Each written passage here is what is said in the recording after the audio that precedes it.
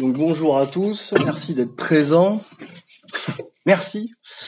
Donc on va parler de la révolution conservatrice allemande. Alors, à titre de préambule, je vais pas vous faire un historique complet, déjà ça serait extrêmement long et pas forcément très pertinent, dans le sens où il y a beaucoup de gens éminents qui ont parlé de la révolution conservatrice allemande. Notamment Robert Stockers, bien sûr, Alain de Benoît, et peut-être le plus éminent de tous, c'est Armin Möller, qui était le secrétaire particulier de Ernst Jünger. J'ai intitulé cette présentation « Réflexion sur la révolution conservatrice », parce que pour une fois, parmi les présentations que je fais ici, ça va pas être aussi scolaire et historique que j'ai pu faire par le passé. Et si vous recherchez donc des informations extrêmement précises et pertinentes sur la révolution conservatrice allemande, donc il y a évidemment Robert Stockers, je l'ai cité, et Alain de Benoît, mais vous avez aussi des choses très accessibles comme deux émissions qui ont été faites sur YouTube par Méridien Zéro et Orage d'Acier. Et dernièrement, une sorte de nouveau venu là, dans le monde de YouTube, c'est un type qui s'appelle Ergonon, je t'avais envoyé... qui fait un excellent travail. D'ailleurs, je crois qu'il a interviewé Robert Stockers également. Donc, je suis allé prendre dans ces sources-là, bien évidemment, et quelques sources un petit peu surprenantes, vous verrez. Je me suis un peu amusé. Donc voilà, pour une fois, j'avais envie de vous livrer ma réflexion personnelle vis-à-vis de ce mouvement philosophique. Qui en réalité est prépondérant. C'est même ça qui est assez étrange finalement, c'est qu'en France, à part peut-être dans nos milieux, les gens n'ont jamais entendu parler de révolution conservatrice, ou ils en ont entendu parler, mais de manière complètement déformée, assimilant les gens de la mouvance de Reagan à de la révolution conservatrice américaine, ce qui est absolument drôle. Parce que c'est vraiment un ersatz merdique, voilà, pour être correct.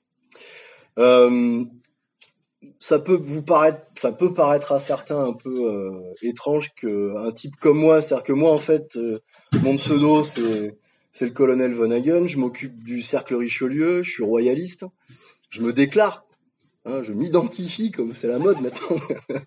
Mon expression de moi-même c'est royaliste. Mais je ne suis ni orléaniste, ni légitimiste, ni providentialiste. En réalité, enfin, j'aurais des caractéristiques pour certains providentialistes, mais je pense que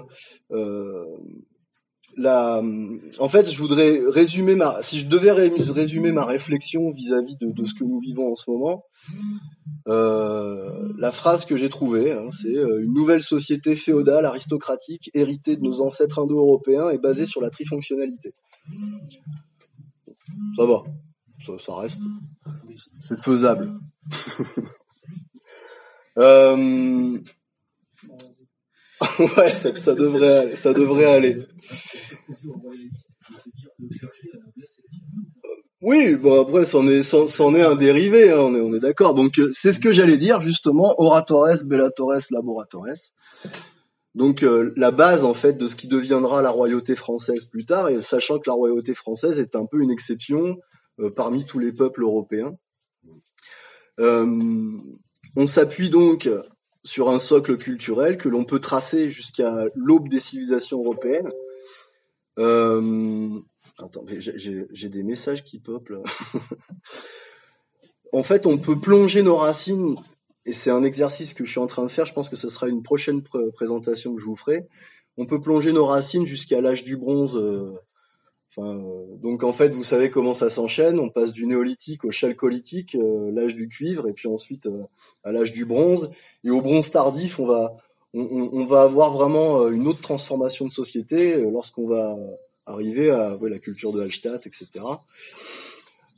C'est un autre sujet, mais qui est extrêmement connexe, enfin dans ma tête en tout cas.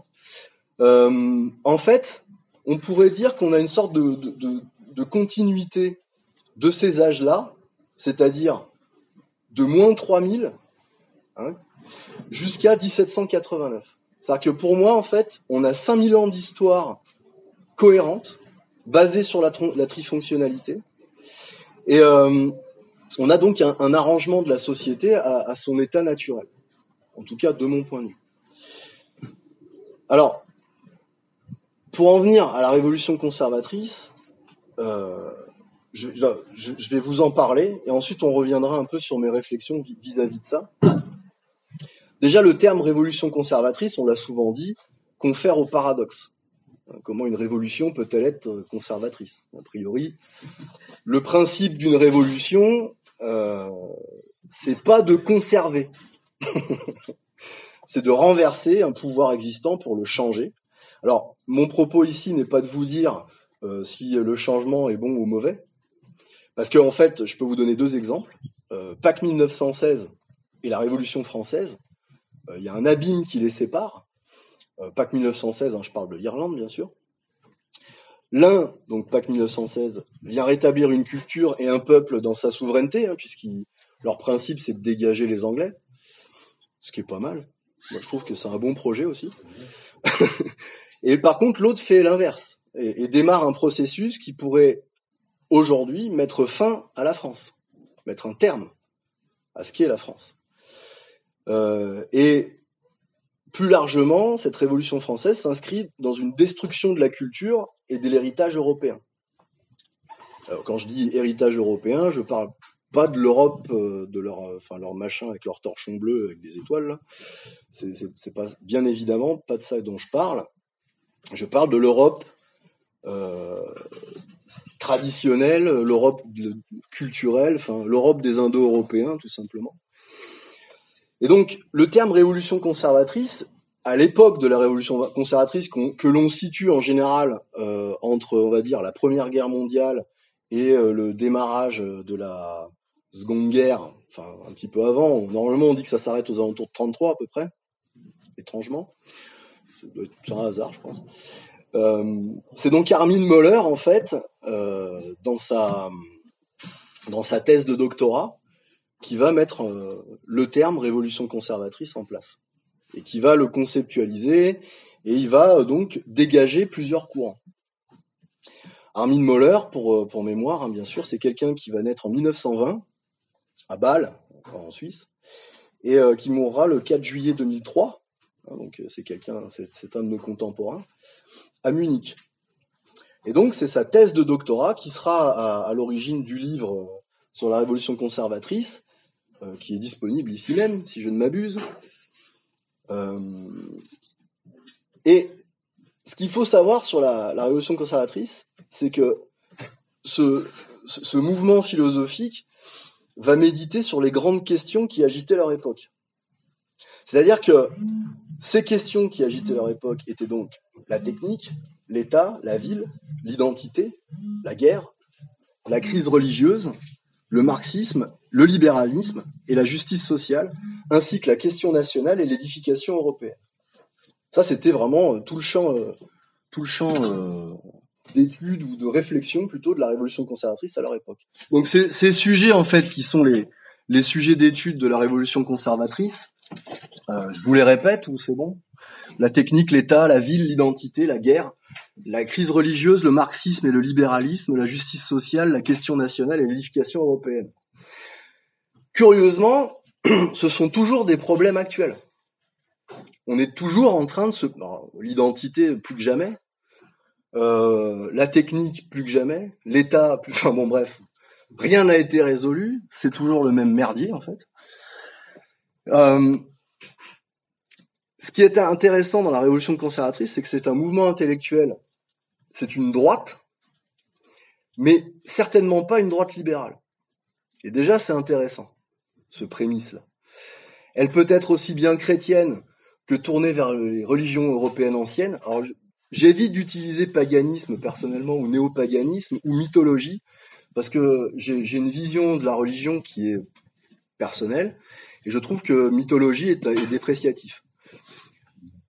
Voilà, ça confère à quelque chose de terminé, etc. Alors que pour moi, en fait, les religions anciennes sont des religions anciennes de plein droit. Donc c'était ça, en fait, la révolution conservatrice aussi. Et ce qui est très intéressant avec la révolution conservatrice, c'est que c'est pas aussi proche du nazisme que le voudraient ses détracteurs, mais pas aussi proche non plus que certains de ses admirateurs le voudraient. C'est ça aussi qui est très amusant vis-à-vis de ce mouvement.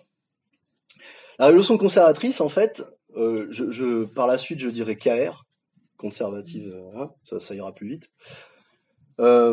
reste une expérience, en fait, fondamentale pour la construction de la civilisation européenne que nous vivons aujourd'hui, au même titre qu'elle va, en France, influencer les non-conformistes des années 30. Là aussi, on est sur un sujet qui est assez peu exploré dans nos milieux. Là, c'est marrant, d'ailleurs, je voyais que dehors, tu avais un bouquin de Thierry Molnier. Je serais curieux de savoir qui est capable aujourd'hui d'acheter un bouquin de Thierry Molnier, par exemple. Ça peut paraître très amusant. Et alors, j'ai une citation intéressante. J'ai chopé ça dans un article. Les non-conformistes comptent parmi les oubliés de l'histoire des idées contemporaines. Pourtant, derrière cette appellation mystérieuse se cache une génération d'auteurs virulents et ambitieux qui faisaient sien l'héritage de la pensée anti-moderne et qui aurait en fait permis à l'Europe, ou en tout cas à la France, de passer le cap du XXe siècle. Malheureusement, en fait, les non-conformistes vont rester confidentiels et finalement, certains professeurs d'histoire de gauche diraient que c'est un échec intellectuel. Moi, je ne le pense pas, parce qu'il n'y a pas d'échec intellectuel, puisque finalement, la réflexion que vous livrez, elle est là. Après, à charge, justement, le sujet de cette présentation, à charge, nous, en fait, aux générations futures, d'aller chercher dans ce terreau-là pour en tirer quelque chose de présent et pourquoi pas d'opérationnel.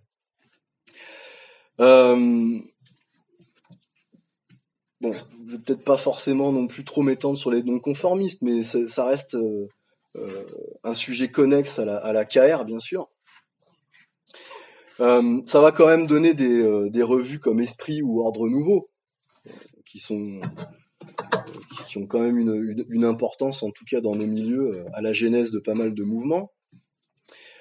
Et ce qui est intéressant, c'est qu'on y trouvera également des dissidents de l'Action française. Étrangement, aussi. J'ai encore une autre citation. « Vingtenaires et trentenaires projetés dans un monde fatigué, vieilli, ils perçoivent comme nombre de leurs contemporains, comme René Guénon par exemple, qui publie en 27 La crise du monde moderne, les signes de la dégénérescence avancée de l'Occident. Enfants du XXe siècle, ils voient dans la crise de civilisation d'un monde qui peine à sortir du XIXe le règne du désordre établi, dont le symptôme premier est le mépris du spirituel au profit du tangible, de l'utilitaire. Un désordre qui s'installe lorsque les remparts traditionnels aux manifestations intempestives de l'ère du temps, l'Église catholique en tête, se mettent à le suivre. Désordre définitivement acquis lorsque l'ennemi, la société contaminée par l'esprit bourgeois, se drape de religion et parodie la spiritualité. Provocation ultime, subversion intolérable pour ceux qui ont fait de Léon Bloy et de Georges Bernanos des maîtres. » C'est intéressant. C'est-à-dire que, effectivement, après, c'est dans un article, Ah, pardon. Autant pour moi, ce que j'ai cité juste avant était le début de l'article. Ce que je viens de citer, je pense que c'est tiré d'Armin Mohler, en fait. Alors, justement, Armin Mohler, dans sa thèse, va isoler 5 courants principaux dans ce qu'est j'aime pas le terme parce qu'il est repris par les journalistes actuels, mais ça reste quelque chose ça reste une nébuleuse, en fait. La révolution conservatrice, c'est plein de penseurs, plein de groupes, en fait, et donc 5 courants, on va dire, principaux. Les Völkisch, donc, c'est le sang, le sol et la langue. Là aussi, il s'agit pas forcément non plus d'un mouvement structuré à plein, mais plutôt, en fait, d'une multitude de groupes. Selon Mohler, les Völkisch, en fait, ont profité d'un repli du christianisme pour mettre en avant des pratiques païennes ancrées dans une tradition germanique ancienne. C'est ça, les Völkisch. Les Wandervogel, tu les places là-dedans? Alors, non, c'est les Bundish. Mais on va en parler un peu plus loin d'ailleurs. Si les Volkisch sont si peu homogènes, c'est qu'ils remontent assez loin dans l'histoire, dans le sens où ils vont tirer leur proposition intellectuelle loin dans l'histoire. Et c'est intéressant aussi, attention, c'est ça qui est assez particulier avec la révolution conservatrice et avec ces 5 courants, c'est qu'on peut prendre dans ces 5 courants pour en faire quelque chose d'absolument cohérent et opérationnel. C'est-à-dire que bien sûr, c'est pas que de la branlette intellectuelle où on se dit, on est dans le monde des idées et on se dit, c'est super. Si on prend le point de vue des Volkisch, alors bon, eux, ils allaient tirer des choses de la tradition germanique. Nous, Français, rien ne nous empêche, et on nous empêche, d'aller tirer des choses de notre tradition celte, de cette lointaine tradition celte. Moi, j'ai entendu un truc tout à fait passionnant. Un gars du cercle, un étudiant, nous expliquait qu'un prof lui avait déclaré, dans un cours que les Gaulois n'écrivaient pas parce qu'ils n'avaient pas le temps. C'est vrai, hein, il a dit ça quand même. C'est un peu faible, hein, comme argument. Et les gens notaient dans l'amphithéâtre, bien sûr. Ah oui. Ensuite, le deuxième mouvement qui est identifié sont les Young Conservatives, les jeunes conservateurs. On pourrait dire qu'ils sont là pour rénover un fond et ne pas conserver les formes mortes. C'est donc la figure de proue, c'est Edgar Julius Jung, 1894-1934, là aussi, quelqu'un qui est un héritier du 19e siècle. C'est un des principaux idéologues du mouvement, qui en fait,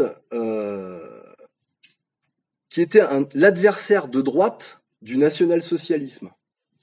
C'est-à-dire qu'en fait, il était le rédacteur des discours et le confident de Franz von Papen. Donc c'est cette... Voilà. Qui sera donc bien sûr vice-chancelier d'Hitler, etc. Et donc ça va bien sûr le placer un peu au centre de tous les événements politiques qui viendront encadrer la prise de pouvoir du national-socialisme ou du socialisme national aussi, hein, on peut aussi dire ça, enfin c'est pas à vous que je vais la faire. Il était considéré par Baldur von Schirach et Goebbels comme l'un des pires ennemis des nationaux-socialismes, et Jung sera assassiné en fait en juin 1934. Les 11 années de régime national-socialiste qui vont suivre, en fait, vont aussi entériner l'oubli de Jung par les historiens. Il va passer avec le train de l'histoire et il sera oublié. L'idée en fait qui doit se dégager des Jung conservatives, c'est les valeurs allemandes qu'il opposait à l'universalisme occidental, et il militait en fait pour une reconstruction d'un Reich dans l'esprit d'un conservatisme modernisé qui se serait réclamé notamment du baron von Stein et des réformateurs prussiens du 19e siècle. Donc on était en fait sur un renouveau du Reich impérial, si vous voulez, mais avec une vision contemporaine à leur époque. Enfin oui, forcément contemporaine. Et donc, ils avaient une opposition fondamentale envers la jeune démocratie allemande, hein, la fameuse République de Weimar, qui était une farce sans nom, bien sûr. Nous, on sait, mais d'autres, non. C'est con. Bon, j'ai pas de feu. Quelqu'un peut m'envoyer un briquet. Donc bien sûr, les Young Conservatives étaient émaillés de tout un tas de clubs et de laboratoires d'idées, hein, des think tanks, fallait bien dire le mot. Et la cible essentielle, bien sûr, de leur confrontation était la République de Weimar, et donc le libéralisme, là aussi. Et le libéralisme sous sa forme émergée et dégagée du XVIIIe siècle. Vous savez que ça commence à ces périodes-là. Ensuite, on en vient à un mouvement qui paraît épineux pour certains, c'est les nationaux révolutionnaires. Alors, ce qui est très très marrant avec le nationalisme révolutionnaire, c'est que lorsque vous avez des historiens de droite qui vous en parlent, vous avez une façon de l'évoquer, et lorsque vous avez des universitaires de gauche, vous avez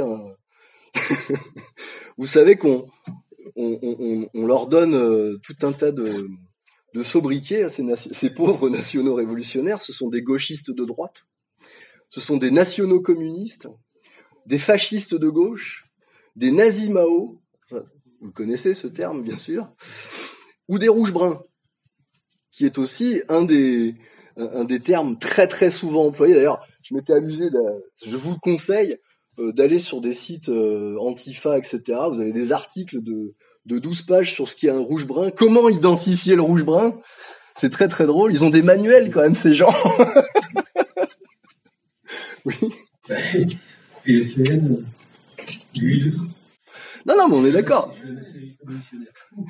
Non, mais bon, tu sais, tu dois pas être le seul. Mais Je revendique, c'est ça.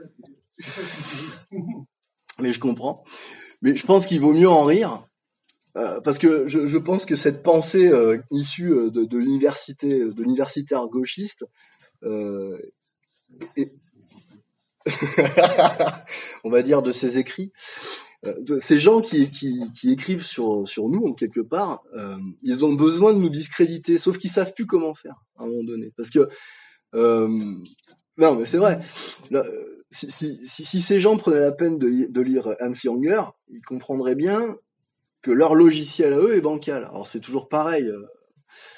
On peut aussi m'accuser d'avoir un biais cognitif, etc. Mais enfin bon, j'essaye d'être le plus honnête possible, intellectuellement parlant, on va dire.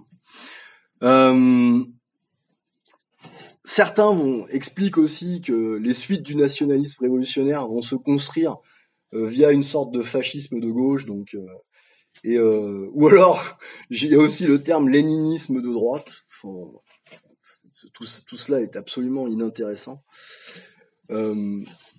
J'ai donc une citation plus intéressante de Robert Stokers.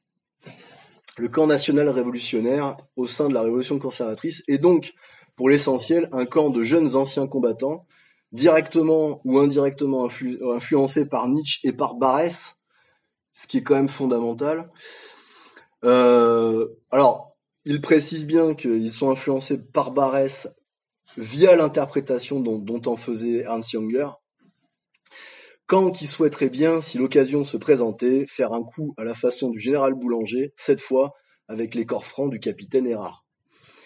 Donc, bon, étant donné qu'on va mettre ça sur Internet, vous comprendrez bien qu'il y a tout un tas de choses dont je ne parlerai pas, histoire qu'on puisse quand même ne pas faire striker le peu de vues qu'on aura sur cette présentation.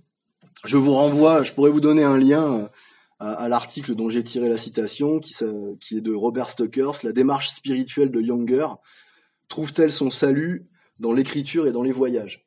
Très très intéressant cet article, bien sûr. C'est Robert Stokers, moi je lutte pas. On peut donner en fait comme phrase, enfin en tout cas moi c'est ce que j'ai essayé de synthétiser. La bourgeoisie est morte sur le front dans les orages d'acier, les ligues et les croix de feu et les arditi en Italie en sont des exemples en fait. C'est donc un mouvement anti-bourgeois, un mouvement pour un renouveau de la politique prenant une vie organique dans la cité. Bon, vous me direz, je pense pas me planter. Non, bon, on est bon. Ensuite, on va en venir au Bundish, au ligueur. Alors là, je suis allé chercher des sources sur le site des Wandervogel, parce que bon, c'est quand même plus pratique d'aller directement à la source. Vous verrez que lorsque je fais une présentation, j'utilise quelques auteurs, bien sûr, parce qu'il y a des gens qui ont compilé tout ça et qui ont fait se dégager tout un tas de principes fondamentaux. C'est très pratique pour comprendre un petit peu ce qui se passe, mais c'est aussi intéressant d'aller au plus près, sur ce qu'on peut estimer être une source première, entre parenthèses. Bon là, on est quand même sur un mouvement intellectuel. Alors ce qui est intéressant chez les Bundish, je trouve, c'est déjà en fait, on est dans un communautarisme romantique, c'est très romantique le Bundish, parfois marginal, hein, il y a eu tout un tas d'expériences un peu farfelues où vous pourriez vous entendrez des exemples amusants si vous écoutez, je crois, l'émission d'Orage d'Acier sur l'AKR, où il parle un peu plus des Bundish. En fait, le principe du Bundish, c'est le Volksgemeinschaft, donc la communauté du peuple, de la communauté populaire, qui est donc l'axe central de la pensée Bundish, et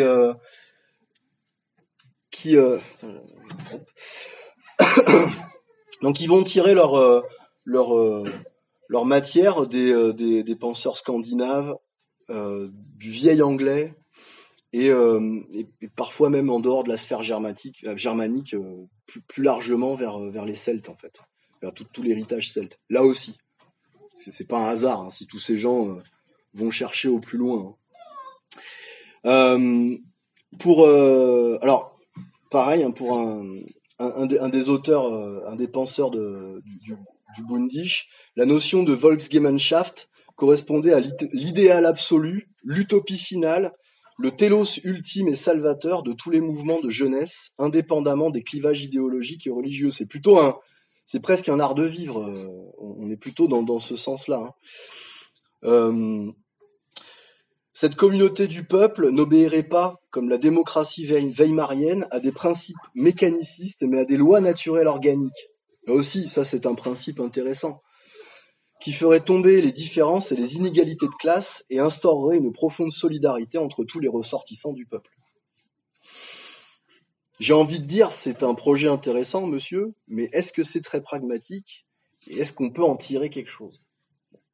Ils vont quand même se faire sacrément malmener, les Bundish, à l'accession des nationaux socialistes, puisque certains vont avoir des interdictions professionnelles, ils vont se retrouver dans des cachots, interrogatoires plus que musclés, exil, on va avoir des pendaisons ou tout simplement l'oubli et donc la mort sociale. C'est pour ça que c'est assez... Déjà, en fait, l'idée que la KR est précurseur du national-socialisme est, à mon avis, un mensonge d'intellectuels gauchistes.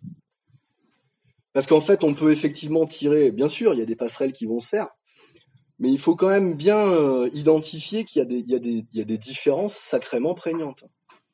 C'est un tort, je pense, que d'assimiler les deux. Et d'ailleurs, en fait, moi, ce que je pense personnellement, c'est que la KR étant un mouvement intellectuel extrêmement dangereux pour la gauche classique, ou la gauche wokiste actuelle, etc., qu'ils ont plutôt intérêt, en fait, à diaboliser la KR et à l'assimiler, en fait, à ces infâmes méchants mecs en noir, tout ça, là, qui mangent des bébés. Il y a aussi une chose que j'ai trouvée, toujours sur les fondements de la pensée Bundish, qui m'a paru assez intéressant et dont j'ignorais totalement cette chose-là. Le slogan majeur de 1789, liberté, égalité, fraternité, que j'oublie fréquemment, il faut que je le note, parce que je trouve que c'est tellement une connerie que j'arrive jamais, mais je vous promets que j'arrive jamais à le retenir, hein. C'est pas des blagues. Pour les Bundish et pour les nationaux révolutionnaires également, c'est une pure hypocrisie. Et je ne peux que être d'accord. En fait, c'est une révoltante escroquerie, car la liberté que cette idéologie prône n'est pas la liberté de servir la communauté, mais la liberté d'agir à son profit. On n'est quand même pas du tout sur le même... Et on le vérifie aujourd'hui, je veux dire. Quand dans les années 30, ils en parlent, on pourrait toujours leur dire que, bon, peut-être qu'ils affabulent, etc. Mais lorsque nous, avec notre regard de 2022, on est quasiment 100 ans plus tard, c'est quand même dingue. C'est qu'on peut avoir exactement le même raisonnement et on en a la preuve opérative. On le voit là, ça se passe. Donc ils ont beau nous raconter tout un tas de conneries, si on est suffisamment bien câblé, on comprend vite cette escroquerie. L'égalité, elle, est absente. Mais par contre, en termes de mots, elle est sans arrêt rabâchée. Vous les entendez. Alors déjà, il y a aussi cette espèce de vocable bizarre, les valeurs de la République. Hein, j'ai jamais entendu un mec m'expliquer ce que c'était les valeurs de la République. Ou alors certainement c'est se faire écarter les fesses. Je pense on est plutôt dans ce champ lexical-là. Je vais rester poli, mais j'ai envie de pas l'être. Et donc en fait, ce que j'ai trouvé intéressant, et ça rejoint, je pense, la pensée de pas mal d'entre nous, les idéaux de 1789 sont des idéaux individualistes, égoïstes, bourgeois bien sûr, tandis que les idéaux de 1914, ceux dont sont les héritiers, les gens de la KR, sont des idéaux de solidarité, de camaraderie, générateurs d'un homme nouveau, non plus replié sur son égoïsme narcissique et hédoniste, mais serviteur d'une dimension collective, le Volk. Et donc la source, c'est le site des Wandervogel, fondement de la pensée bundish. Et je ne m'étendrai pas sur le 5e mouvement qui, ma foi, est tout à fait intéressant, mais qui est assez simple en fait. C'est le mouvement paysan, qui est issu en fait du soulèvement paysan du Schleswig-Holstein en 1928, hein, qui est cette région limitrophe avec le Danemark. Alors, donc là, ce qui est intéressant, c'est aussi de regarder quel est le contexte dans lequel la révolution conservatrice va naître. On est dans un contexte plutôt chaotique, puisqu'on est sur l'après-guerre.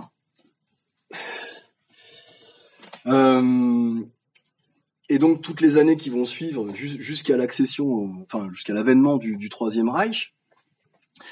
On est quand même sur un temps où les communistes, à partir de 17, vont s'évertuer à non seulement mettre à mal l'Allemagne, mais le reste du monde. Hein, c'était quand même leur projet de foutre le merdier un peu partout. Les plus célèbres étant les spartakistes. Hein. Là aussi, c'est une farce. Récupérer la révolte de Spartacus à l'aune du communisme, je pense. Enfin bon, ils n'ont pas arrêté de faire ça, ces gens. Et puis vous en avez des exemples universitaires récurrents. Hein. Je sais plus qui avait sorti aussi la révolte des marchands d'Étienne Marcel. Étienne Marcel, le prévôt des marchands. Il y a un historien français qui plaçait ça comme une révolution ouvrière marxiste, quoi. Enfin, ah non, c'est vrai. Ah bah oui, bah alors, ils sont capables de tout, hein, faut pas croire. Oui, mais lorsqu'on a envie d'entretenir un narratif, et il faut bien comprendre que le milieu universitaire français est largement trotskiste, ces gens ont besoin d'aller tirer de l'histoire des exemples qui leur permettent, en fait, face à des gens qui sont largement, alors c'est pas méchant ce que je vais dire, mais qui sont largement ignorants de leur histoire, qui ont été suffisamment déracinés, bah, en fait, tu vas prendre n'importe quel exemple et puis tu t'en sers et en avant. Je reviendrai peut-être un peu plus tard sur quelqu'un que j'exècre, mais de toute mon âme, c'est Rosa Luxembourg, hein, la mère maudite de l'internationalisme. Bref, je m'étendrai pas sur son vrai nom et ses vraies origines. Vous ferez votre travail, je pense que vous le savez tous. Mais j'ai une citation intéressante sur elle un peu plus loin. Toujours dans le même contexte, on est tellement dans un, comment dirais-je, dans un flou social. Ça c'est précisé sur Méridien Zéro et ça m'a beaucoup fait rire. Le gouvernement socialiste de la République de Weimar va faire appel au corps franc pour mater des révoltes. C'est très drôle ça aussi.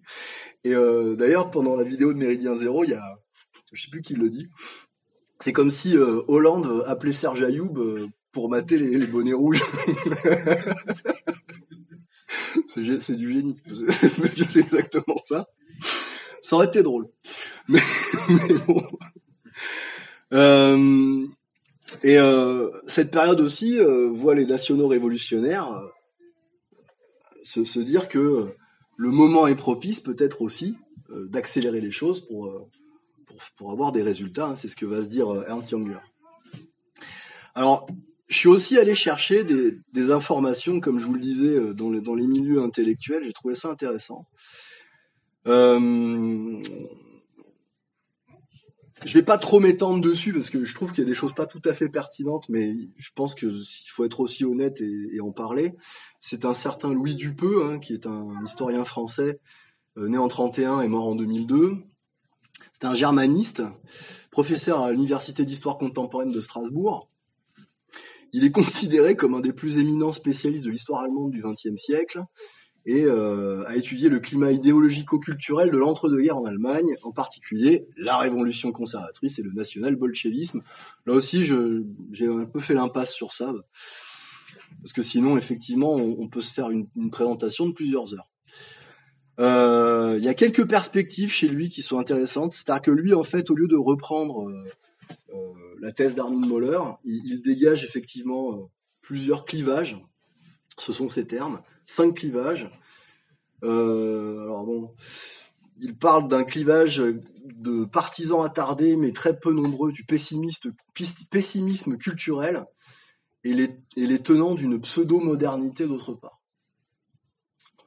Bon, je pense que, je ne veux pas être méchant, mais à mon avis, il a dû juste lire Déclin de l'Occident et il en a tiré une certaine... Non, mais la couverture, hein, il n'a pas du tout lire dedans. Et il en a tiré une réflexion. Non, ça, c'est peut-être un peu malhonnête, c'est ce que je dis, mais enfin, je trouve ça un peu, voilà. Ce qui est intéressant, par contre, c'est dans un second clivage, dans ce qu'il appelle la dominante politique. Lui, en fait, il sépare les partisans d'une société vraiment organique, et ça, c'est indéniable, et ceux qui penchent vers une société plus organisée. Et c'est vrai que dans la révolution conservatrice, on trouve ces deux champs. Bon, après, vous avez troisième et quatrième, je vais pas tous les faire parce qu'après, je trouve que c'est pas très très intéressant. Mais effectivement, il y a aussi ceux qui sont les partisans d'une révolution purement politique et culturelle, et ceux qui envisagent une révolution bien plus réelle, bien plus révolutionnaire, plus socio-économique, pour rester poli. Enfin voilà, je vais rester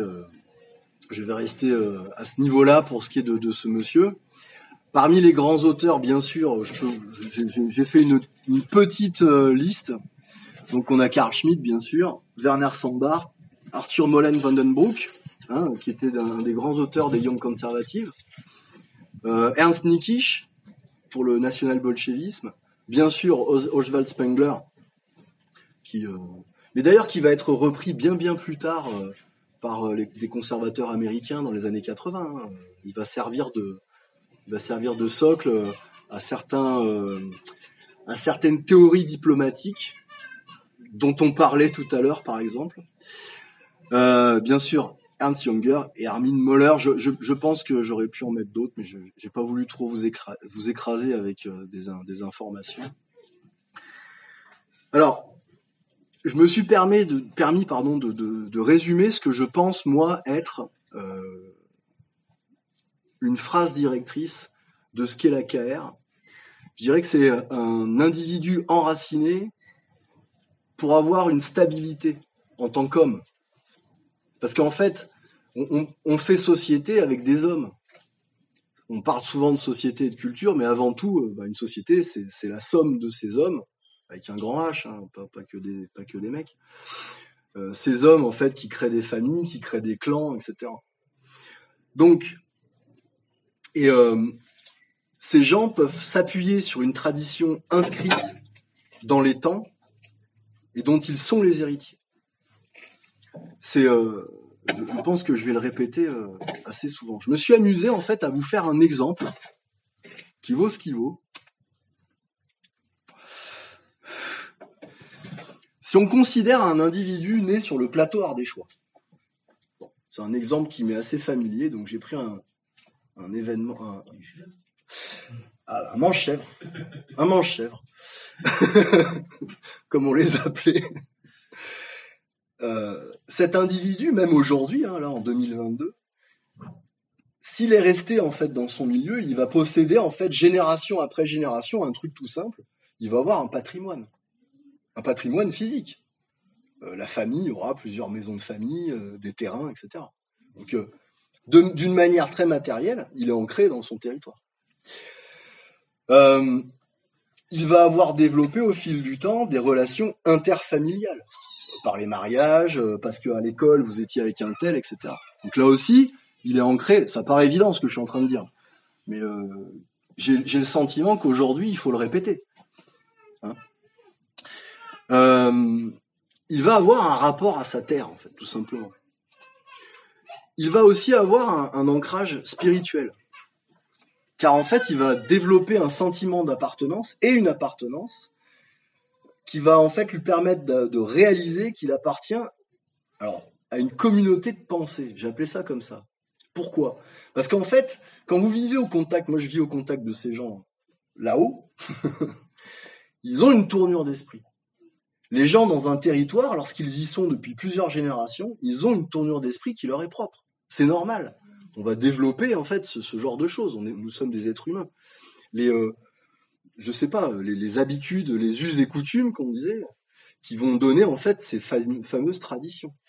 Et ils vont être attachés à la fois, s'ils sont catholiques, par leur paroisse, ils vont appartenir à leur communauté spirituelle, mais pas que.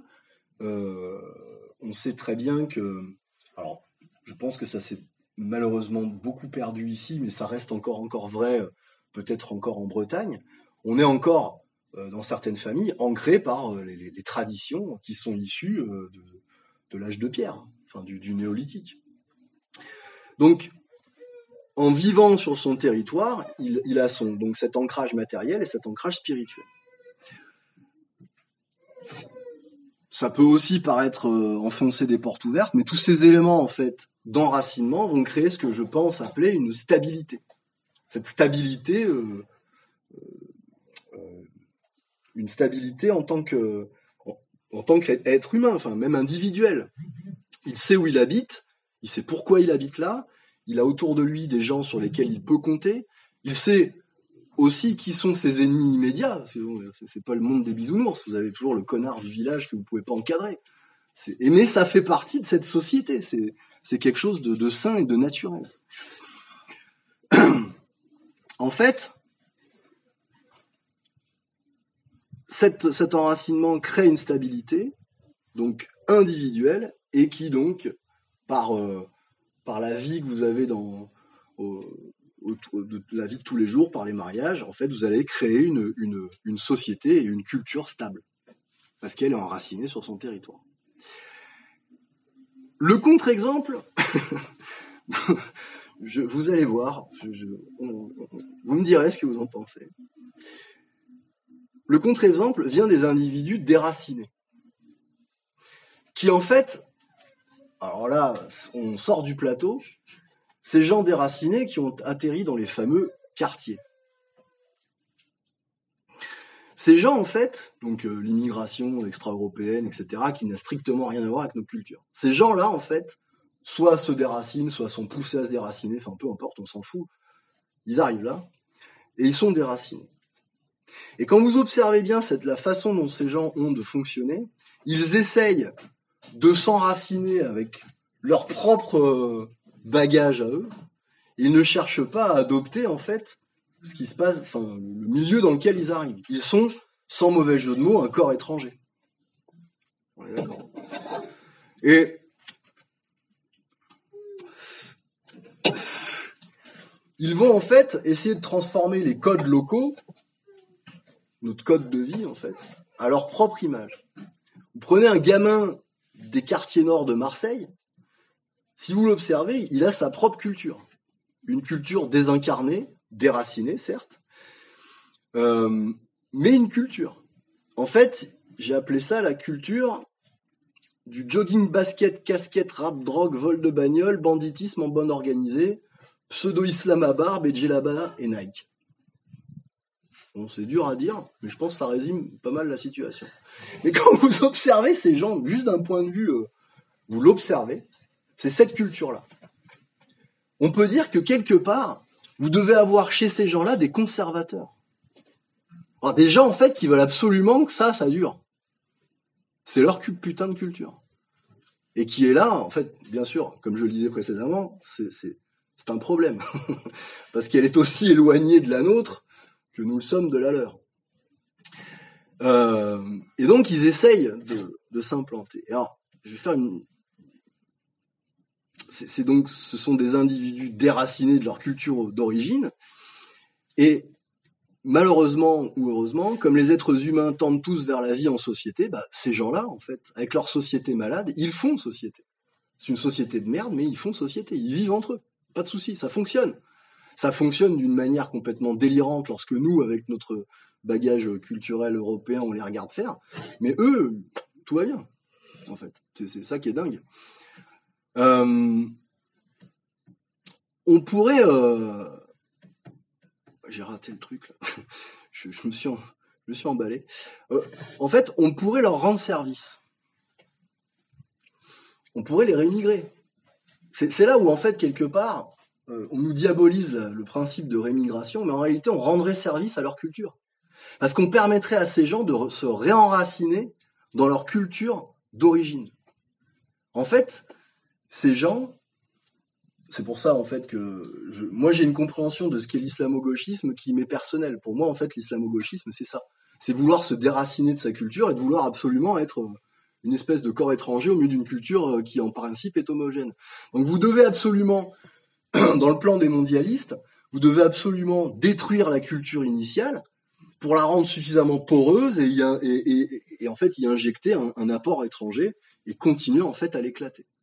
Donc on est bien en fait sur le plan que moi j'appelle de 1789, mais qui à mon sens commence bien plus tôt, qui est autorisé aux alentours de 1766 par un certain Adam Weishaupt. Je vous conseille de lire L'école secrète de sagesse, dans laquelle ce type-là vous explique exactement quel est le plan. C'est du proto-communisme, il n'y a pas de problème, tout va bien, et on est quand même très très tôt. Donc on pourrait leur rendre service en les renvoyant dans leur culture d'origine, et quelque part, le nationalisme de ces gens-là serait de bon ton. Il est temps que ces gens deviennent nationaux. Mais ils sont minoritaires, bien sûr. Tant pis pour eux. Alors, voilà en fait bon, je pense avoir dressé un panorama, on va dire, de la révolution conservatrice. Ça vous en donne quand même, ça vous va? J'aurais pu faire plus long. Mais maintenant, en fait, je voudrais rentrer dans quelques réflexions. Lorsque j'ai découvert ce qu'était la révolution conservatrice en lisant tout un tas de choses, c'est assez frais dans ma tête, ça doit faire 6-7 ans, pas plus. Avant, j'étais sur d'autres sujets personnellement. J'étais sur des sujets bien plus historiques et moins dans la pensée. La première chose que je me suis dit, c'est mais est-ce que je suis est-ce que je suis révolutionnaire conservateur?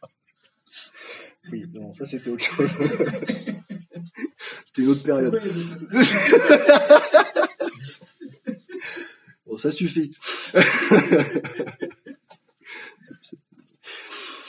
En fait, ce qui est intéressant, je ne sais pas si ça vous a fait la même chose, mais la première chose donc, que je me suis posée, la première question que je me suis posée, c'est suis-je révolutionnaire conservateur? Et parce qu'en fait, en lisant tout un tas d'articles, c'était presque physique. Il y a quelque chose qui a résonné en fait, et qui me paraissait émaner en fait de ce que moi j'avais lu en tant que historien amateur. C'est-à-dire en fait lorsque vous vous intéressez à l'aube de l'humanité et que vous lisez en fait ce que sont les penseurs de la KR, pour moi en fait je les assimile forcément, et j'ai même du mal à m'expliquer, je les assimile à notre histoire profonde, à cette histoire, ce que j'appelle l'histoire profonde, c'est-à-dire néolithique, chalcolithique, âge du bronze et début de l'âge du fer, mais après je m'arrête personnellement. En fait,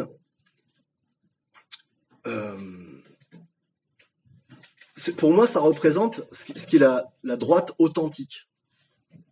Je vais m'expliquer.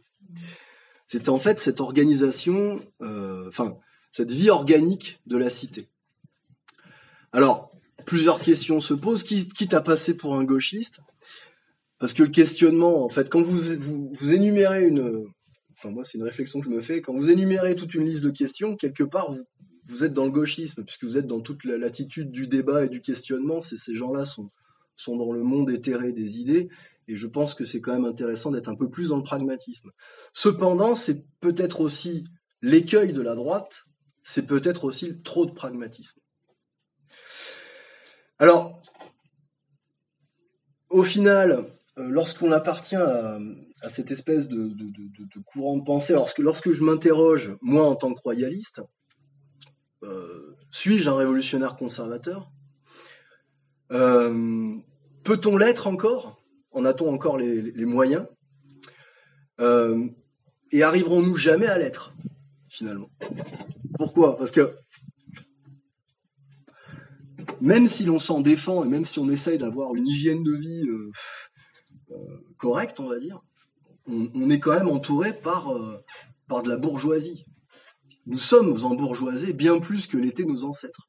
Même si on essaye à tout craint en fait de s'en défendre et de s'en extraire, nous sommes entourés par cela. Et donc du coup, voilà, la réflexion que je me fais également, c'est que la droite politique renvoie à ce qui est droit, physiquement droit. On est dans la sémantique. Là. Ça revient à ce qui est droit. Tout ce champ lexical de ce qui est droit. La droiture, la main droite de la justice, la langue française à propos d'un homme honnête, à l'époque où la langue française se parlait correctement, on disait que c'était un homme droit. À l'inverse, vous savez où je vais, là, la gauche, le terme gauche correspond à un champ sémantique négatif. C'est étrange quand même. Est-ce le hasard des choses ? Ne parle-t-on pas en menuiserie d'une planche gauchie lorsqu'elle est déformée ? Une personne maladroite, lorsque la langue française se parlait correctement, on disait que c'était une personne gauche. La main gauche, c'est la main du diable. Vous savez que lorsque vous combattez à l'épée, la plupart des gens se battaient avec la main droite et on tombait sur une fausse patte. Le type se battait avec... Ah merde, putain, il se bat avec la main gauche. Ça va pas ou quoi ? Bon, bref. Donc finalement, même la langue nous donne raison. Oui ? Je t'en prie. Tu sais comment on le dit en héraldique ou en italien ? Ouais, sénestre, là. C'est sinistre. J'aurais pu le remettre, effectivement. Tout à fait, non mais c'est quand même assez dingue. Je sais pas d'où ça vient. Si l'on fait un constat bref de l'époque en fait où se déroulait toute la KR, on est donc sur la période de Weimar. Et la période de Weimar, je trouve, est très similaire à la période que nous vivons aujourd'hui. C'est assez facile de le constater, je pense. Vous avez même quelque chose qui est surprenant en essayant de remonter un peu dans les différents gouvernements français de cette période d'entre-deux-guerres. Les gouvernements sont extrêmement instables. Ça s'enchaîne très rapidement. Vous avez déjà à l'époque un Aristide Briand, très très très proche de la Société des Nations, comme par hasard. Je vous renvoie à une présentation que j'avais faite sur le Cercle Richelieu, je ne sais pas si elle est encore disponible, pour tout ce qui est Société des Nations, Wilson, enfin tout ce boxon là. Aristide Briand, en août 29, va proposer la formation d'une Union fédérale européenne. Ça commence déjà. Et, alors c'est ce que je disais tout à l'heure, ça m'a surpris. À propos du cartel des gauches, c'est-à-dire que ça m'a pas surpris pour ce que c'est, mais ça m'a surpris de le trouver écrit tel quel. Ce sont les premiers pas vers la formation du cartel, encouragés par les relations qu'entretiennent entre eux socialistes et radicaux au sein de la Ligue des droits de l'homme et des loges maçonniques. Ça, c'est directement sorti de Wikipédia quand même. Il y a un type qui a dû se marrer quand même à l'écrire. Je comprends pas pourquoi ça n'a pas été caviardé. Donc, au temps du bloc des gauches, le cartel des gauches repose essentiellement sur la formation de comités locaux, sur le soutien des sociétés de pensée et de loges maçonniques, les fonctionnaires officieusement organisés au sein de la Fédération des fonctionnaires de Charles Laurent, proche de la CGT, et tout particulièrement des instituteurs, soutiennent activement la constitution de la nouvelle coalition. Alors vous vous souvenez, quand j'ai fait la présentation sur José Antonio, le Frente Popular de l'époque, là-bas en Espagne, à la même époque, c'est exactement la même chose. C'est-à-dire qu'il n'y a rien de nouveau sous le soleil. C'est-à-dire qu'en fait, ça peut même nous rendre dépressifs. C'est-à-dire que depuis 1930, ça fait quasiment 100 ans que cette merde continue, il ne s'est rien passé. C'est-à-dire que depuis 100 ans, vous avez la nébuleuse de gauche, là, alliée aux francs-maçons. C'est pas moi qui le dis, on n'est plus au niveau de la conspi avec des chapeaux en aluminium, là, des tinfoil hats. On n'est plus du tout là-dedans. C'est clair, net et précis. Et ça fait 100 ans que ça dure. Va falloir un jour que, comme on dit, la pièce finisse par tomber dans le monnayeur, quand même. Enfin, je sais pas. Est-ce que 100 ans, c'est pas assez, quoi. À cette époque-là, depuis 1917, les communistes, comme je le disais précédemment, s'évertuent à saper la société européenne. Je prenais comme exemple la Ligue spartakiste, l'extrême gauche marxiste révolutionnaire, et l'hystérique Rosa Luxembourg. C'était un putain de démon, cette femme. Et je suis allé retirer un extrait que je resservais régulièrement sur le serveur du Cercle. Je comprends ça aussi pas, pourquoi en fait c'est pas plus mis en avant. C'est tiré d'un article qu'avait écrit Winston Churchill aux alentours de la Première Guerre mondiale. Je sais pas si vous le connaissez. Depuis les jours de Spartacus Weishaupt, c'est pas pour rien qu'il en parle, ce bonhomme de Weishaupt, jusqu'à ceux de Karl Marx et jusqu'à Trotsky, Bella Kun, Rosa Luxembourg et Emma Goldman aux États-Unis, cette conspiration mondiale pour le renversement de la civilisation et pour la reconstitution d'une société sur la base d'un développement figé, d'une malveillance envieuse et d'une égalité impossible, n'a cessé de croître. Elle a joué, comme l'a si bien montré un écrivain moderne, Nesta Webster, un rôle tout à fait reconnaissable dans la tragédie de la Révolution française. Elle a été le ressort de tous les mouvements subversifs du XIXe siècle. Et aujourd'hui, enfin, cette bande de personnalités extraordinaires issues des bas-fonds des grandes villes d'Europe et d'Amérique a saisi le peuple russe par les cheveux et est devenue pratiquement le maître incontesté de cet énorme empire. Oh, c'est Winston Churchill, ça. C'est incroyable. Ouais. Eh ben, il y aurait beaucoup à dire. Parce que j'ai pas spécialement de sympathie pour Winston Churchill. Mais là, il met le doigt dessus. C'est-à-dire que n'importe lequel d'entre nous, je pense pas qu'on puisse contester ce qu'il a écrit. Et c'est intéressant. Après, je vais peut-être pas forcément m'étendre sur ça, mais je pense qu'il y a plusieurs personnes chez Churchill. Plusieurs périodes. Il faut pas oublier une chose importante. C'est un Anglais. Alors, je pensais que tu allais dire autre chose. Il ne faut pas oublier que Winston Churchill, à un moment donné de sa vie, pour pouvoir survivre politiquement, il va se rapprocher des Rothschild. Mais avant, il ne l'est pas. Voilà. Donc là, voilà. On est bien d'accord. Et aujourd'hui, on va s'amuser un peu, nous avons la NUPES. Non mais c'est vrai, c'est ce que je viens de dire. On est toujours sur ce même merdier avec Sardine Ruisseau, là, dont vous avez vu que le compte Twitter de Sardine Ruisseau s'est fait clore. C'est con, c'était très très drôle quand même. Ils n'ont pas d'humour, ces gens. Donc ils veulent déconstruire. Je pense. Mais en fait, ils veulent déconstruire. Mais la question se pose. Qu'est-ce qu'il y a encore à déconstruire? Parce qu'en fait... Oui, donc voilà. Mais en tout cas, dans ce qui nous concerne, nous, dans notre héritage traditionnel, moi, je suis toujours sidéré, en fait, de voir à quel point, y compris certaines fois dans nos milieux, les gens ont une méconnaissance de leurs racines profondes. Vous avez quand même un universitaire français, Jean-Paul Demoule, pour ne pas le citer, qui vous explique qu'il a écrit un livre, mais où sont passés les Indo-Européens? C'est-à-dire que ce type-là, universitaire français, va à l'encontre d'auteurs et d'universitaires anglo-saxons, parce que ce qui est assez terrible, c'est que nous, Français, pour pouvoir avoir suffisamment d'informations, il faut parler l'anglais et aller se taper des ouvrages universitaires anglo-saxons. Et là, vous avez tout un tas de choses sur la culture de Yamnaya, etc., qui sont passionnantes et extrêmement étayées. En France, il y avait bien sûr Georges Dumézil et plus tard Jean Audry, voilà. Et Jean Audry, quand vous voyez le traitement qui lui a été réservé, c'est absolument odieux. Hein. En fait, pourquoi je dis ça ? Qu'est-ce qui reste à déconstruire ?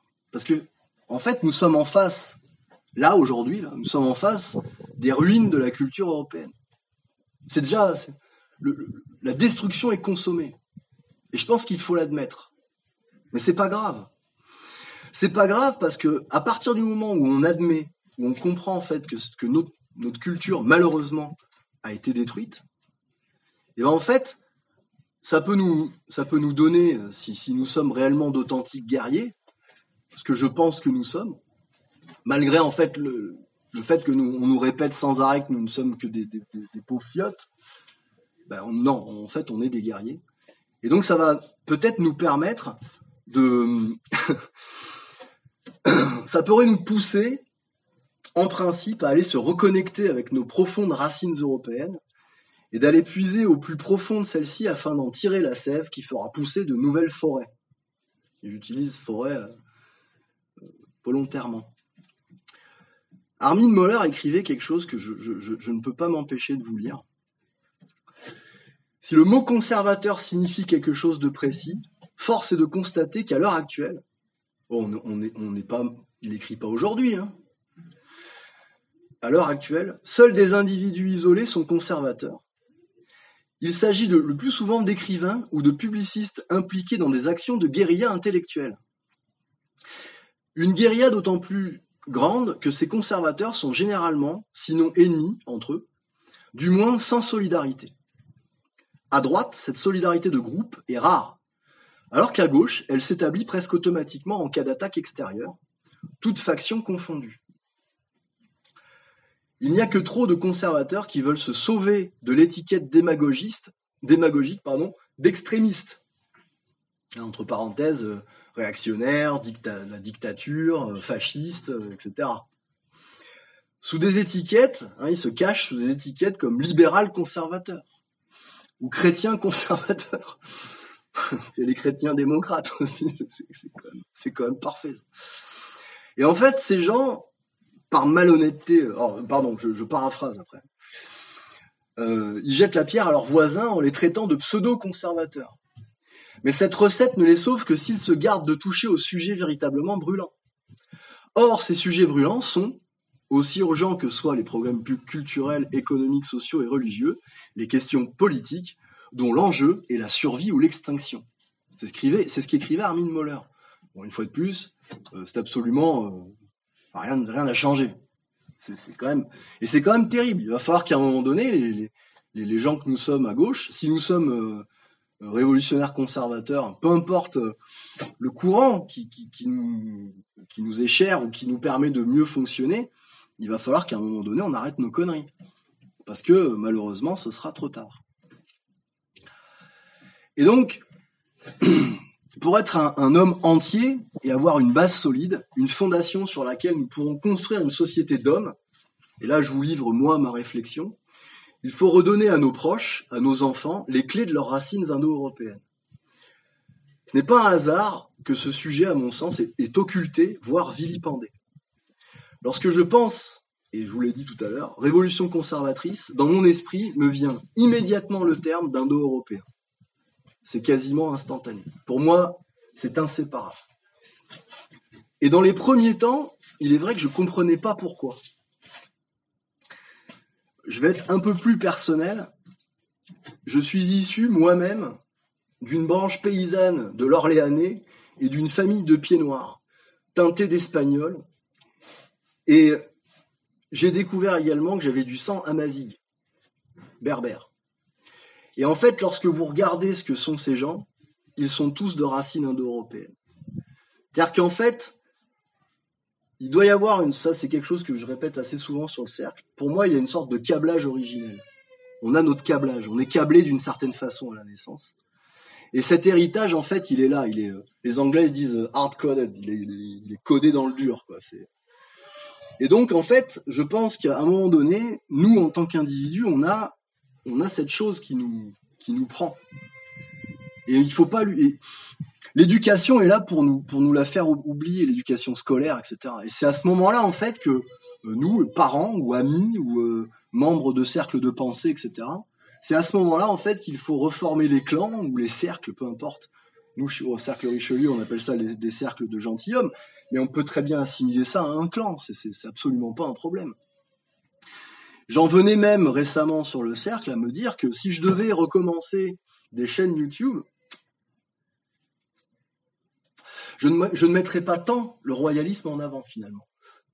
Je mettrais en avant cette société organique, ce groupe clanique, en fait, qui permet de reconstituer un tissu culturel, social, etc., et qui permet, en fait, plus tard, en fait, si vous regardez comment ça s'est fabriqué, d'avoir une vraie aristocratie, de vrais bellatores, etc., de vrais oratores. Aujourd'hui, on a essayé de créer une sorte d'expérience au cercle, à regarder si on pouvait, en fait, remettre en place ces castes, ces clans, c'est-à-dire oratores, bellatores, laboratores.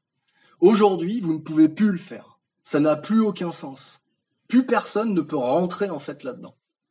Regardez-vous, examinez-vous à titre individuel. Alors, bien sûr, beaucoup d'entre nous avons des accointances pour certaines choses. Mais si vous regardez bien, on nous a tellement pas éduqués là-dedans que ça n'existe plus, quoi.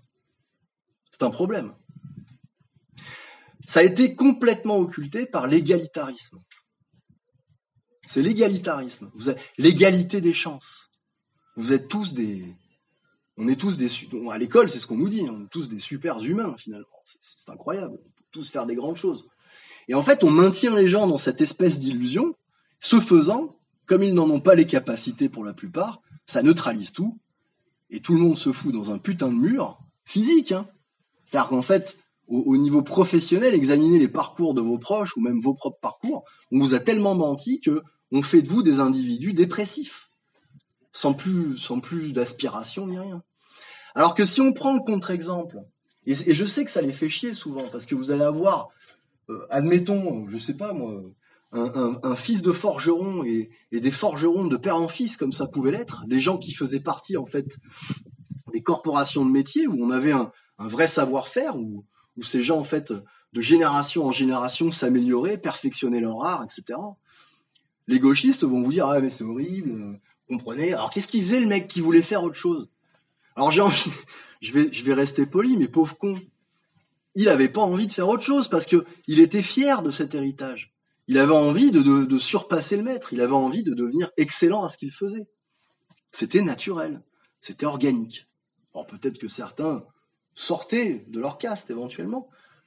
Ça arrivait, et c'est arrivé. On pourrait prendre tout un tas d'exemples comme ceux-ci.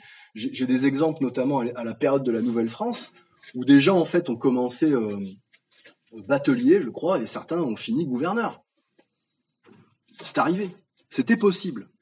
Contrairement à ce que l'on veut nous faire penser.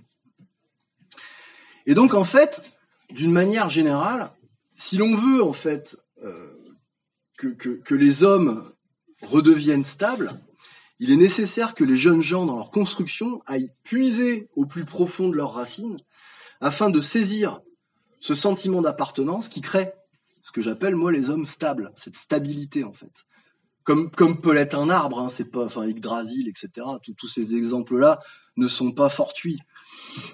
Ce sont des hommes qui sont conscients qu'ils possèdent un héritage et qui ont une mission qui est de transmettre cet héritage. Il doit donc en découler une attitude générale et quotidienne. Ça doit être en fait notre façon de faire au quotidien. Ça doit être notre art de vie. Je vous remercie de m'avoir écouté.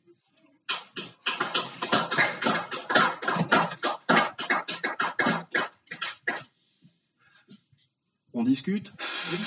Les Volkisch, c'est pas très conservateur, ils sont un peu pour le nudisme un peu, non? Alors non, alors c'est ce que je disais en aparté tout à l'heure. Ça fait partie des nombreuses, le naturisme, un rapport à la nature. Ça fait partie. On peut pas résumer les Volkisch au naturisme. Il y avait des naturistes. Voilà. Ça fait partie de ces curiosités. Ça peut s'expliquer pour de beaucoup de choses. Il y a un rapport profond à la nature, pourquoi pas. C'est le nudisme, quoi. C'est ça, c'est dans ce sens-là que je voyais naturiste. Voilà, c'est ça. C'est pas, on n'est pas au Cap d'Agde. Si vous voyez ce que je veux dire. Il y avait une morale, on va dire, bourgeoise, conservatrice, très présente dans la milieu luthérien en Allemagne aussi, et comme le Völkisch s'est construit en réaction à tout ça, de fait, oui, il y avait une volonté aussi de mettre par terre la morale bourgeoise. Tout à fait. Et puis comme vous dites que l'esprit bourgeois a envahi notre quotidien, vous entendez quoi par là? Ça peut être aussi simple que la recherche d'un confort matériel absolu ou passager.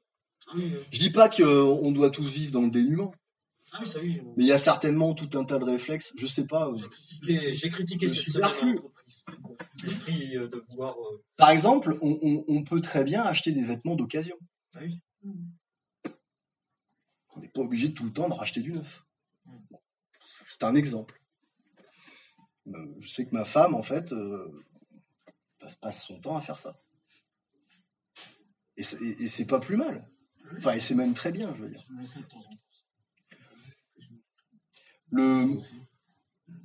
Enfin, c'est assez bête comme réflexion, mais la télé. La fameuse. Là, moi, je rentre chez des gens, des fois, ça prend un pan de mur, quoi. Pardon. Mais vos parents, ils sont nombreux. À un moment, il y en avait une des deux qui était abîmée. Elle a tout pris, acheté. Ah oui, la deuxième télé, la télé de la cuisine, parce qu'effectivement, on peut pas faire la cuisine sans la télé. Dans la cuisine, c'est la radio. Ah, ça va, c'est pas très bourgeois encore, ça. Oui, non, mais je veux dire l'objet en tant que tel. Elle avait 2 mois. Sinon, mais presque. Comment ça? Tu te rends compte qu'elle est bébé, là, tout ça, Oui. C'est clair que. Bon. D'autres questions, réflexions? Oui. Est-ce que vous faites un lien avec le cercle Proudhon en France? Alors, j'en ai pas parlé, mais oui. Sur l'antériorité de ces idées. Je pense que oui, ça se développe avant. Est-ce que les Allemands se réclament de... Est-ce qu'ils en parlent? Ils en parlent, mais pas que je sache. Alors, je sais qu'il y a un lien avec Georges Sorel, si je me rappelle bien. Est-ce que c'est avec Ernst Jünger? Il y avait des proches d'Edouard Berthe qui écrivaient dans le cercle Proudhon. Non, mais oui, voilà. Mais il me semble que... je me rappelle plus quel auteur de la KR s'inspire beaucoup de Georges Sorel. Là, je bute un peu, mais oui, il y a une passerelle. D'ailleurs, c'est marrant parce qu'on en parlait il y a pas longtemps sur le cercle. Je sais que j'ai beaucoup de gens sur le cercle qui ont lu une partie des cahiers. C'est Sombart peut-être. Ouais. Une partie des cercles, des cahiers du cercle Proudhon. Oui, c'est indéniable. Alors moi, la chose que comment dirais-je, j'ai beaucoup de sympathie, bien sûr, hein, pour ce que sont les productions des cahiers du cercle Proudhon. Malheureusement, en fait, ce n'est resté qu'à titre intellectuel. Et ça a été complètement détruit par la Première Guerre mondiale, bien sûr, puisque tous les acteurs se sont fait buter pendant la guerre dans les tranchées. Donc, justement, la révolution conservatrice allemande, est-ce que c'est pas aussi resté que du métapolitique, concrètement, pragmatiquement pas autant que ça, finalement. Parce que les carrières de certains, en fait, font qu'ils vont s'inscrire dans la société. Oui, en tout cas, de ce que j'en comprends et de comment en fait on le lit, oui, on est beaucoup sur du métapolitique. Alors le terme métapolitique est souvent utilisé, je trouve, de manière injustement péjorative. Parce qu'on en a besoin, quoi. C'est bien beau de vouloir être dans un parti. Alors, personnellement, j'exècre les partis. Mais c'est personnel. Non mais voilà, c'est vrai. Je trouve que c'est justement la mort la mort de la somme des individus qui crée les clans. C'est un problème, le parti. Et ce qui est marrant, en fait, c'est que même parmi ces espèces d'olibrius qui étaient les pères fondateurs des Américains, vous avez parmi les pères fondateurs des gens qui dénonçaient la politique des partis, quand même. Même eux. C'est étrange, quand même. Ah ouais, un George Washington, par exemple. Oui, alors pourtant, ils étaient très, très triangle établis. Hein. Mais vous aviez quand même des gens. Vous avez des écrits, hein, je déconne pas. Hein. Je sais plus si c'est George Washington ou... Je crois que c'est George Washington, qui était un bon franc-mac, pourtant. Et vous le voyez dénoncer la politique des partis. Alors, là aussi... il y a aussi... on a souvent tendance, je pense, à classer les gens dans des sacs. On prend le sac franc-mac et puis on y met tout. C'est pas aussi simple que ça. Hein. Je pense que c'est loin d'être aussi simple que ça. Maintenant, effectivement, c'est qu'en fait, moi, je raisonne en capacité de nuisance. Alors que si un clampin est franc-maçon, il a une capacité de nuisance égale à peu près au crépi du mur. Là. C'est-à-dire que si tu te rappes dessus, peut-être tu vas te faire mal. Alors qu'un franc-mac qui est aux opérations d'une grande entreprise ou dans un gouvernement, il a une capacité de nuisance bien plus importante. Les officiers supérieurs de l'armée, de la police nationale, moi j'en ai connu. Voilà. Bref. Donc, en fait, je pense qu'il faut utiliser sa capacité de raisonner aussi. C'est un peu peut-être un tort que l'on peut avoir, c'est de classer les gens dans des grands sacs. Parce que vous avez des individus avec leurs sentiments propres, leurs analyses propres et qui vont opérer d'une certaine façon. De la même manière que nous, en fait, dans notre camp élargi, vous allez avoir des types qui ont quelquefois aucune réflexion. Ils répètent une sorte de catéchisme un peu... ouais. Bref. Et c'est pour ça que oui, les cahiers du Cercle Proudhon, les auteurs de la KR, il y a tout un tas... Allons-y, Joseph de Maistre, qui était un franc-mac, bordel. Et c'est un écrivain de la contre-révolution. Ah oui. Ah oui, c'était un franc-mac. Oui. Ouais, mais enfin bon... Ce qui se passait comme Chénier, d'ailleurs.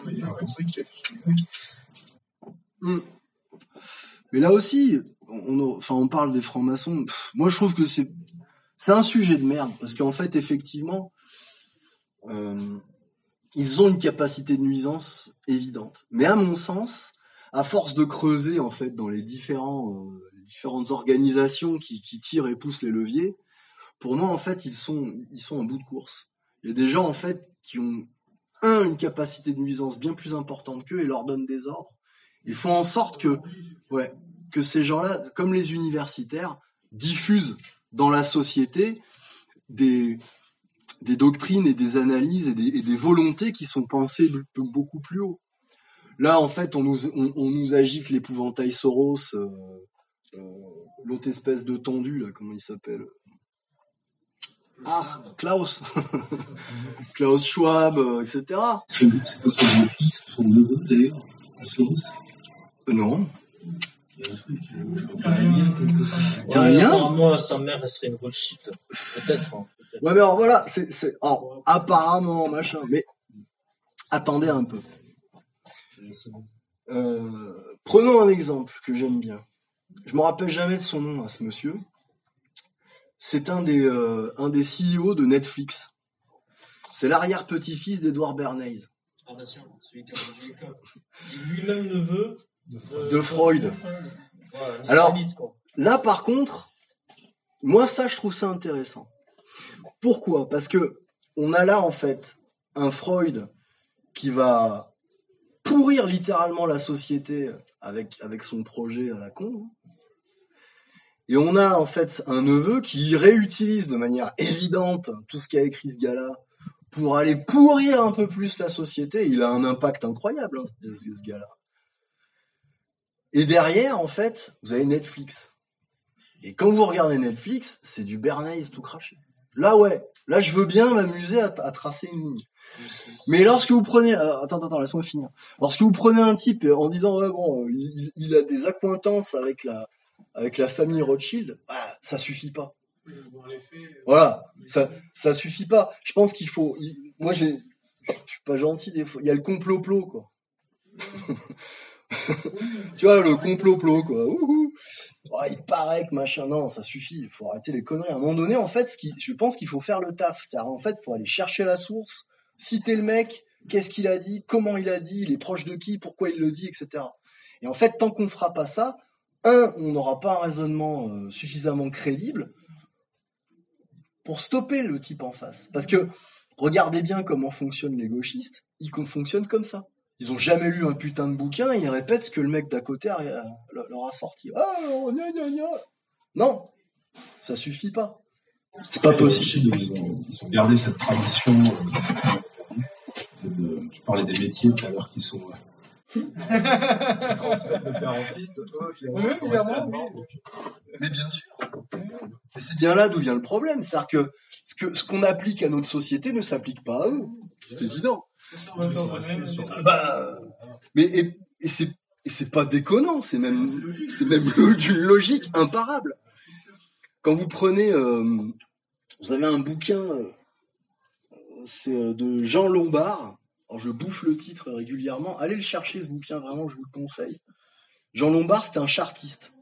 C'est quelqu'un qui est diplômé de l'école des chartes dans les années 30, comme par hasard.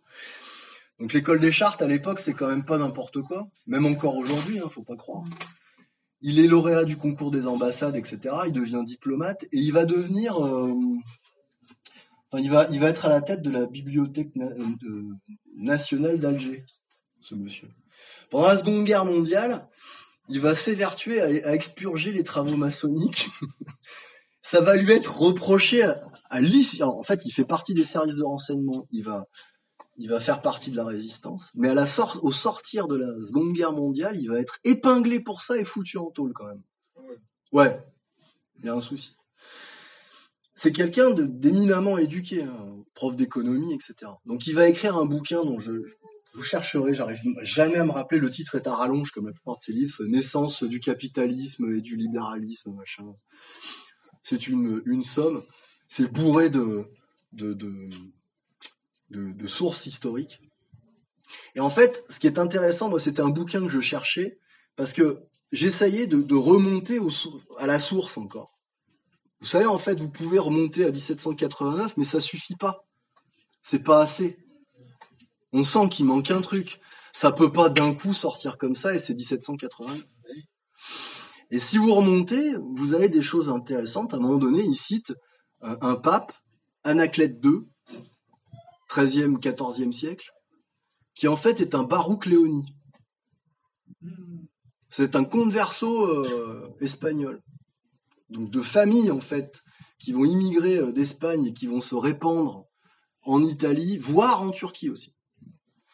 Et vous avez en fait cette diffusion. Et ce qui est intéressant, c'est que vous prenez ce que dit Jean Lombard et vous chopez une conférence qu'a fait Attali, où en fait il confirme ça.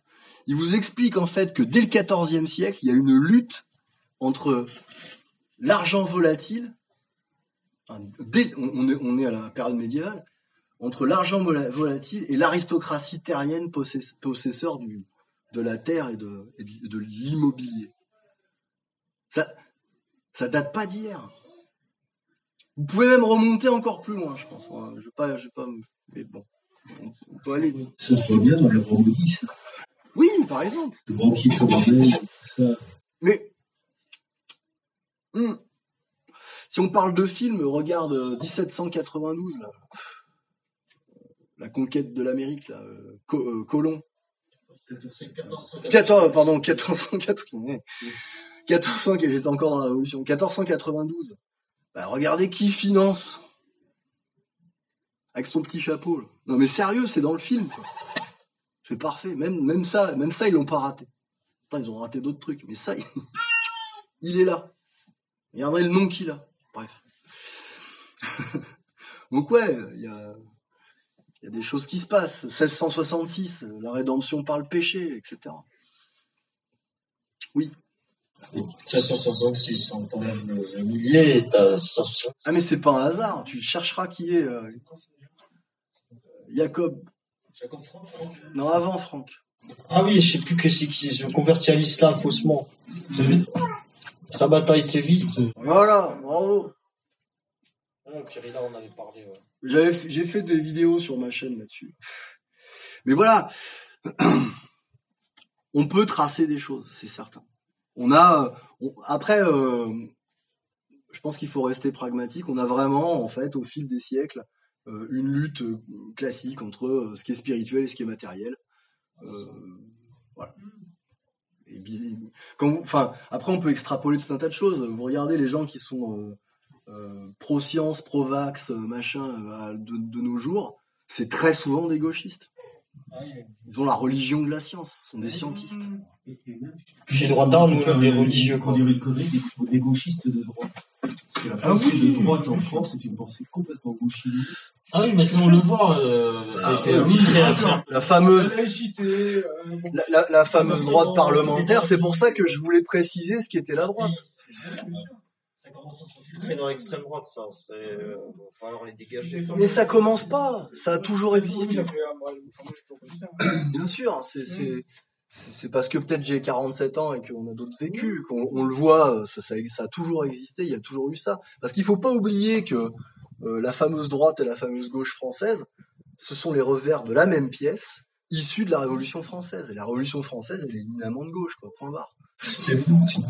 C'est clair. Et pour autant, moi je ne comprends pas, je ne le comprends pas. Je pense que je le comprends parce que je pense qu'on peut être séduit par les mirages du Premier Empire. Le Premier Empire, d'un point de vue marketing, ça se vend bien.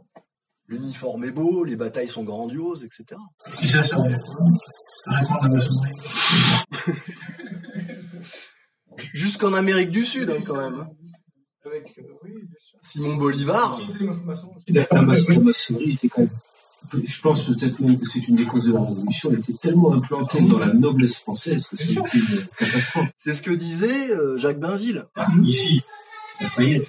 Exactement. Alors, j'ai fait une vidéo sur Lafayette qui a pas fait beaucoup de vues, c'est con. Ce maçon des deux mondes. Hein, maçon des deux mondes, quand même, Lafayette. Alors, petite anecdote très très drôle.